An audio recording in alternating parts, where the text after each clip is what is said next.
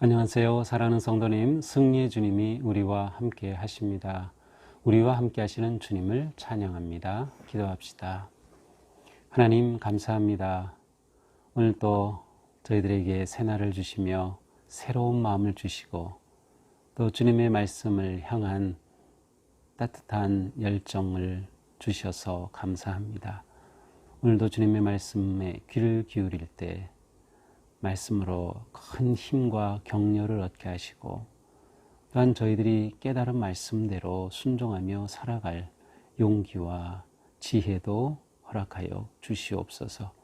예수님 이름으로 기도합니다. 아멘.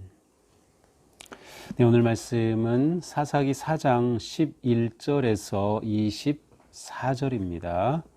사사기 4장 11절에서 24절. 제가 좀 빠르게 읽어보겠습니다. 모세의 장인 호밥의 자손 중 겐사람 헤벨이 떠나 게데스에 가까운 시아나님 상수리나무 곁에 이르러 장막을 쳤더라. 아비노암의 아들 바락이 다볼산에 오른 것을 사람들이 시스라에게 알림해 시스라가 모든 병거 곧 철병거 900대와 자기와 함께는 모든 백성을 하로셋 학고임에서부터 기손 강으로 모은지라. 드보라가 바락에게 이르되 일어나라. 이는 여호와께서 시스라를 내 손에 넘겨주신 날이라. 여호와께서 너의 앞서 나가지 아니하시느냐 하는지라. 이에 바락이 10,000명을 거느리고 다볼산에서 내려가니 여호와께서 바락 앞에서 시스라와 그의 모든 병거와 그의 온 군대를 칼날로 혼란에 빠뜨리게 하심에 시스라가 병거에서 내려 걸어서 도망한지라. 바락이 그의 병거들과 군대를 추격하여 하롯에 닥고임에 이르니 시스라 온 군대가 다 칼에 엎드러졌고 한 사람도 남은 자가 없었더라. 시스라가 걸어서 도망하여 겐사람 헤벨의 아내 야엘의 장막에 이르렀으니 이는 하솔왕 야빈과 겐사람 헤벨의 집 사이에는 화평이 있습니다. 야엘이 나가 시스라를 영접하며 그에게 이르되 나의 주여 들어오소서. 내게로 들어오시고 두려워하지 마소서 하며 그가 그 장막에 들어가니 야엘이 이불로 그를 덮으니라. 시스라가 그에게 말하되 청하노니 내게 물을 조금 마시게 하라. 내가 목이 마르다 하며 우유 부대를 열어 그에게 마시게 하고 그를 덮으니 그가 또 이르되 장막문에 섰다가 만일 사람이 와서 내게 묻기를 여기 어떤 사람이 있느냐 하거든 너는 없다 하라 하고 그가 깊이 잠드니 헤벨의 아내 야엘이 장막 말뚝을 가지고 손에 방망이를 들고 그에게로 가만히 가서 말뚝을 그의 관자놀이에 박음해 말뚝이 꿰뚫고 땅에 박히니 그가 기절하여 죽으니라. 바락이 시스라를 추격할 때에 야엘이 나가서 그를 맞아 그에게 이르되 오라 내가 찾는 그 사람을 내가 네게 보이리라 하며 바락이 그에게 들어가 보니 시스라가 엎드려져 죽었고 말뚝이 그의 관자놀이에 박혔더라. 이와 같이 이날에 하나님이 가나안 왕 야빈을 이스라엘 자손 앞에 굴복하게 하신지라. 이스라엘 자손의 손이 가나안 왕 야빈을 점점 더 눌러서 마침내 가나안 왕 야빈을 진멸하였더라. 아멘. 자, 이제 오늘 말씀은 어제 말씀이 이제 그대로 이어지는 말씀이죠. 이제 어제 말씀에서는 이제 에훗이 죽은 후에 이스라엘 백성들이 또 해이해졌어요. 그래서 여호와의 목전에 악을 행하니까 이번에는 하나님께서 하솔의 왕 야빈을 통해서 그의 장관 시스라를 보내서 이제 그 이스라엘이 괴롭힘을 당하죠. 그러자 이스라엘은 또 하나님께 울부짖어요. 그러자 하나님께서 이제 이번에는 여선지자 드보라를 세우시죠. 자, 그런데 드보라는 하나님이 세우셨을 때 그가 바락이라고 하는 사람을 통해서 10,000명이나 되는 군사를 모으게 하고 그를 통해서 이 전쟁을 이제 진행하게 됩니다. 자, 근데 오늘 본문 11절은 전혀 생각지 않은 엉뚱한 본문이 하나 끼어듭니다. 모세의 장인 호밥의 자손 중 겐사람 헤벨이 떠나 게데스 가까운 시아나님 상수리나무 곁에 이르러 장막을 쳤더라. 왜 갑자기 이 본문이 나올까요? 여기 보니까 모세의 장인 호밥이라고 되어 있는데 모세의 장인 이름은 우리가 알듯이 이드로라고 하는 이름이 우리가 가장 많이 알고 있는 이름이고요. 또 르엘이라는 이름으로도 나오고요. 오늘의 본문에서는 호밥이라고도 나와요. 나와요. 그런데 호밥을 장인으로 번역하지 않고 처남으로 번역하기도 합니다. 어쨌든 모세의 장인인 이드로의 그 족속들이 지금 가나안에 와 있는 것을 알 수 있어요. 제가 앞에서도 한번 언급한 적이 있죠. 처음 이제 모세가 출애굽했을 때 이제 광야 가운데 그 백성들의 모든 탄원과 뭐 재판하느라고 정신이 없어요. 그때 이드로가 와서 모세에게 아주 좋은 리더십을 전수해 주죠. 그래서 10명, 50명 이렇게 백부장, 뭐 이렇게 50부장 잘 조직하고 그들로 작은 일은 재판하게 하고 정말 중요한 것만 너에게 가지고 오게 하라. 그래서 모세의 리더십에 큰 도움을 주었던 장인입니다. 근데 장인은 물론 떠나갔지만 그 가족들이 남아 있을 수도 있고요. 또 모세는 이 장인이 함께 하기를 원했어요. 그래서 따라갔다라는 구체적인 구절은 없지만 아마 모세와 함께 이 가나안의 여정 가운데 동행했을 것을 우리는 충분히 생각해 볼 수 있어요. 그래서 이제 모세의 장인의 족속이 이렇게 가나안 지역에 와서 거주하고 있었던 거죠. 그 중에 겐 사람 헤벨, 겐은 바로 이제 모세 장인의 족속이 겐 족속입니다. 이 겐 족속은 아브라함에 관한 이야기 때부터 구약에 등장합니다. 이러한 그 족속이었던 헤벨이 이제 게데스 가까운 시아나님 상수리나무 곁에 장막을 치고 있었다. 바로 이제 오늘의 본문이 다룰 그러한 이 지리적인 한 배경을 이루게 됩니다. 그래서 이제 여기에 간략하게 소개되죠. 자, 이 헤벨이라고 하는 사람이 또 이따 보면은 17절에 등장을 해요. 그래서 이제 이렇게 등장하기 전에 간략하게 소개를 하는 셈입니다. 자, 12절입니다. 아비노함의 아들 바락이 마침내 다볼산에 오르게 됩니다. 그래서 10,000명의 군사를 거느리고 다볼산에 오릅니다. 성지순례 가면 다볼산은 이제 평지 가운데 이렇게 뚝 솟아 있는 아주 한번 보면 잊혀지지 않은 인상 깊은 그러한 산입니다. 다볼산, 그 말 그대로 거기 올라가면 다 보입니다. 다 보여요. 주변이 다 보이는 그러한 다볼산으로 이제 10,000명을 데리고 운집하죠. 자, 그러나 이곳이 전쟁의 장소는 아닙니다. 어제 제가 말씀드렸지만 이스라엘 백성들은 산지 전투에 강하고 그러나 이 원주민들은 평지 전투에 강합니다. 그래서 이들이 가지고 있는 다양한 철병과 무기를 사용할 수 있는 것이죠. 자, 다볼산에 오르자 이것이 이제 시스라에게 알려집니다. 바로 지금 이제 전쟁을 일으키게 될 하솔의 군대 장관이었던 시스라. 그래서 이제 시스라가 그의 철병거 900대와 자기 이는 함께한 그 백성 군사를 거느리고 하로셋 학고임에서 기손강으로 모입니다. 이 다볼산 아래쪽에 이 기손강이 있습니다. 이때 기손강은 물이 흐르지 않습니다. 안을 건기 때입니다. 그래서 건기 중에는 이 철병거가 너무나도 쉽게 움직이면서 전쟁을 할 때 그 강력한 그 힘을 발휘할 수 있는 것이죠. 그래서 이제 기손강으로 모이게 됩니다. 자, 그런데 14절에 보니까 드보라가 바락에게 말합니다. 이제 일어나라. 여호와께서 시스라를 내 손에 넘겨주신 날이다. 그를 격려하고 있습니다. 여호와께서 너희 앞서 나가지 아니하시느냐. 이 바락에게 이 드보라가 이렇게 격려해 주면서 이거 봐라, 오늘은 하나님이 우리에게 승리를 주신 날이야. 하나님께서 우리 앞서간다 하면서 하나님의 뜻에 신뢰하고 또 담대하게 나아가도록 이 바락을 격려해 줍니다. 자, 그러자 드디어 바락이 10,000명을 거느리고 다볼산에서 내려가니, 그렇습니다. 다볼산에서 내려간다는 것은 인간적인 눈으로 보면, 상식적인 눈으로 보면 완전히 패배의 길입니다. 저 900대의 철병거가 있는 곳에 변별한 무기 없이 싸우는 이들이 어떻게 그들과 맞서겠다고 골짜기로 내려갑니까? 그러나 내려가라고 하는 것이에요. 하나님의 말씀에 이제 격려의 말을 듣고 바락이 순종해서 내려갔죠. 그 결과 어떻게 됩니까? 15절 여호와께서 바락 앞에서 시스라와 모든 병거와 군대를 칼날로 혼란에 빠뜨리게 하셔서 그들이 다 흩어지고 도망하게 되었어요. 어떻게 이런 일이 일어났을까? 오늘 본문에서는 정확하게 하나님께서 어떻게 군대를 칼날로 흩으셨을까? 하나님의 사용한 칼날이 무엇일까? 이런 생각을 하게 됩니다. 자, 그런데 이제 내일 보게 될 5장에 가서 보면 이제 5장 21절에 이런 말씀이 있어요. 이건 이제 드보라와 바락의 노래로 되는 시입니다. 근데 21절에 보니까 기손강은, 예, 전투가 벌어진 것이죠. 기손강은 그 무리를 표류시켰으니 이 기손강은 옛 강이라 내 영혼아 내가 힘 있는 자를 밟았도다.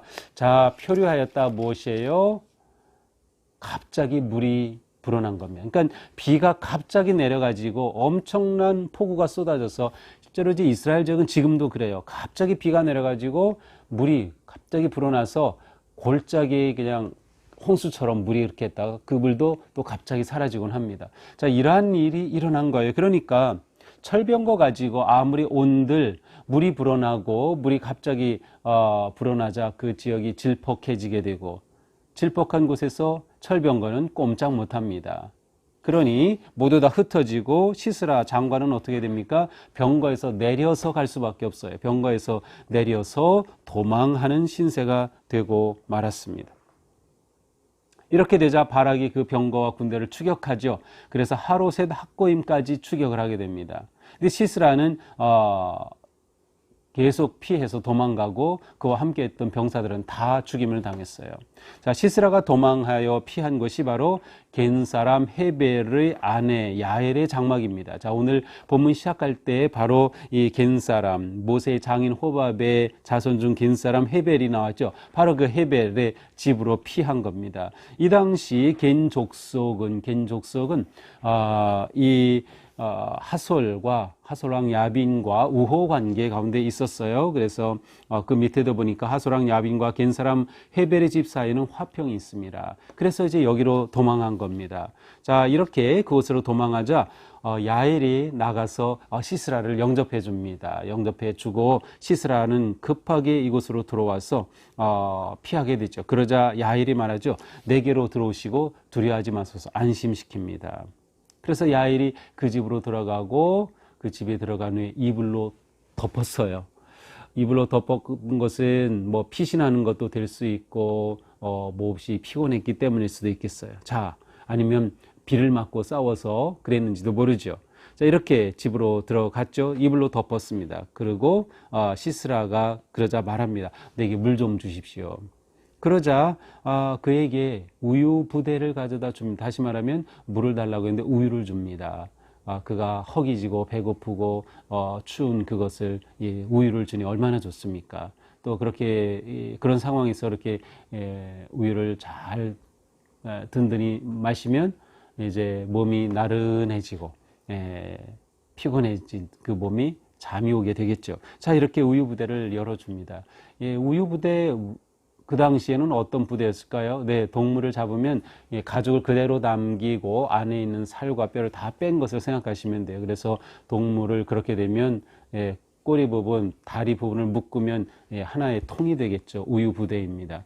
여기에 우유를 담아가지고 오랫동안 이렇게 이동을 하고 나면 자연스럽게 그 안에서 이렇게 부대끼면서 치즈가 생깁니다. 엉긴 우유가 생기죠. 그러니까 옛날부터 우리 출애굽기 볼 때에도 출애굽할 때에 그 백성들이 그곳에서 그런 치즈 같은 것도 먹었다는 것을 기록을 볼 수 있어요. 그러니까 이렇게 자연스럽게 생기는 거죠. 바로 그러한 우유 부대입니다. 그거를 갖다가 우유를 주게 되죠.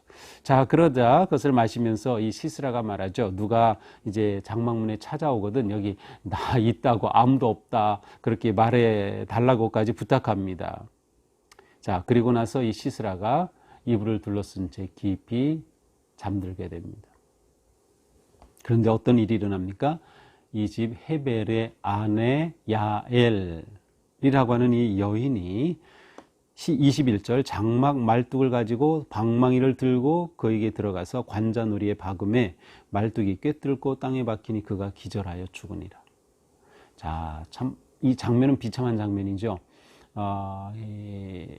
헤벨의 아내 야엘이 말뚝과 방망이입니다. 근데 우리는 말뚝하면 큰 거 생각하는데 쉽게 말하면 텐트 칠 때 사용하는 기구들이에요. 그래서 텐트를 고정하기 위해 핀을 박듯이 뭐라고 하죠? 이름을 제가 잊어버렸네요. 그거를 박고 그 다음에 말뚝으로 박죠. 그래서 바로 그것을 가지고 들어갔어요. 그래서 관자놀이가 어디입니까? 편두통을 느끼는 곳, 편두통 이렇게 누리죠. 바로 여기가 관자놀이입니다. 이렇게 누워있는 그에게 가서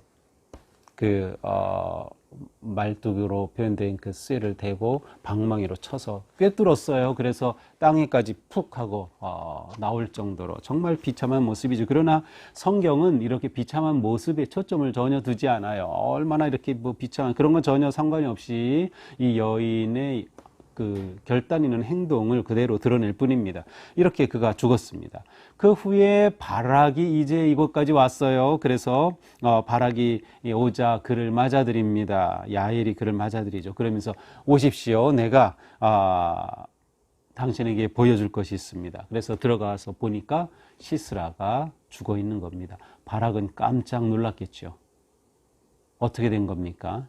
어제의 말씀의 예언이 그대로 이루어졌어요. 뭐라고 되어 있습니까? 어제 말씀 4장 9절에 보니까 그러나 내가 이번에 가는 길에서는 영광을 얻지 못하리니 바락에게 한 말이죠. 드보라가 너 영광을 얻지 못할 거다. 왜? 이는 여호와께서 시스라를 여인의 손에 파실 것입니다.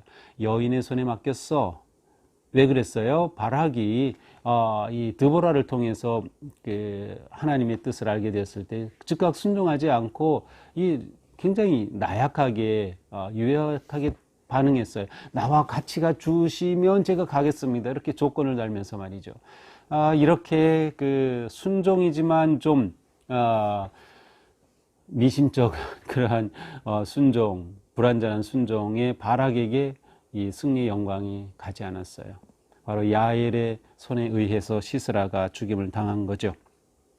결국 나약하고 온전하게 용감하게 행동하지 못한 바락은 영광을 얻지 못하게 됩니다. 하지만 이 전쟁은 승리했죠. 그래서 그 영광은 당연히 있겠죠. 마지막 구절이죠. 이렇게 이날에 하나님이 가나안 왕 야빈을 이스라엘 자손 앞에 굴복하셨고 이스라엘 자손의 손이 가나안 왕 야빈을 점점 더 눌러 마침내 가나안 왕 야빈을 진멸하였더라. 결국 이제 이 전쟁을 계기로 해서 이 야빈은 점점 약화되었고 결국 가나안의 그 야빈 왕은 진멸되고 말았다. 그 결과 무엇이에요? 이스라엘에 다시 평화가 찾아왔다는 것을 말씀하고 있습니다. 자, 오늘 본문은 어제 본문과 함께 일단 큰 그림으로 보면 두 여인이 등장합니다. 그죠? 드보라와 야엘이라고 하는 두 여인이 등장합니다. 아마 이 드보라와 야엘의 이야기가 이렇게 함께 묶여서 이곳에 나와 두 여인의 아주 훌륭한 리더십을 잘 보여주고 있어요. 반면에 바락과 같은 그러한 남자들의 모습은 유약합니다. 결혼했던 드보라, 결혼했던 야엘이 이처럼 엄청난 승리의 주인공이 되는 모습을 보게 됩니다. 저는 이것을 보면서 문득 우리 교회도 우리 여성 성도님들이 얼마나 사역에 열심이고 충성하고 가정과 자녀와 심지어 남편까지도 막 이렇게 세우려고 애쓰고 하면서 나아가는 그러한 모습을 이렇게 문득 떠올려 보게 됐어요. 정말 소중한 분들이죠. 너무도 귀한 존재들입니다. 바로 우리가 그러한 존재다. 자, 오늘 말씀을 보면서 몇 가지를 생각해 볼 수 있어요.